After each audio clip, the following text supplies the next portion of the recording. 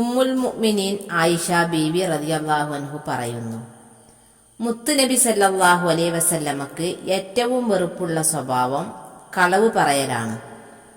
തന്റെ കുടുംബത്തിൽ ആരെങ്കിലും നുണ പറഞ്ഞു പോയാൽ പശ്ചാത്തപിക്കുന്നത് വരെ മുത്തുനബി സല്ലല്ലാഹു അലൈഹി വസല്ലം അവരോട് പിണങ്ങുമായിരുന്നു. ചെറുപ്രായത്തിൽ തന്നെ നാട്ടുകാർ വിശ്വസ്തൻ, സത്യസന്ധൻ എന്നർത്ഥം വരുന്ന അൽ അമീൻ, അസ്വാദിഖ് എന്നാണ് മുത്തുനബി സല്ലല്ലാഹു അലൈഹി വസല്ലമ തങ്ങളെ അഭിസംബോധന ചെയ്തിരുന്നത്.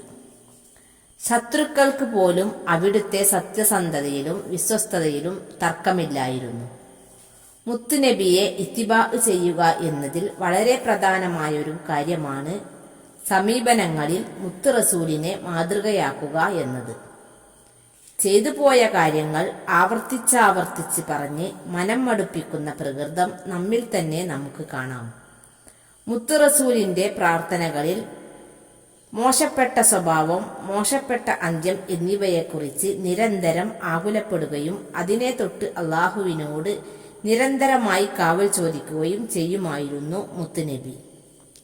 മുത്ത് റസൂലിനെ പറ്റി ധാരാളമായി പഠിക്കാനും അത് ജീവിതത്തിലും കർമ്മത്തിലും വിശ്വാസത്തിലും പകർത്താനും നമുക്കെല്ലാവർക്കും അള്ളാഹു തൗഫീക്ക് നൽകി അനുഗ്രഹിക്കട്ടെ. ആമീൻ.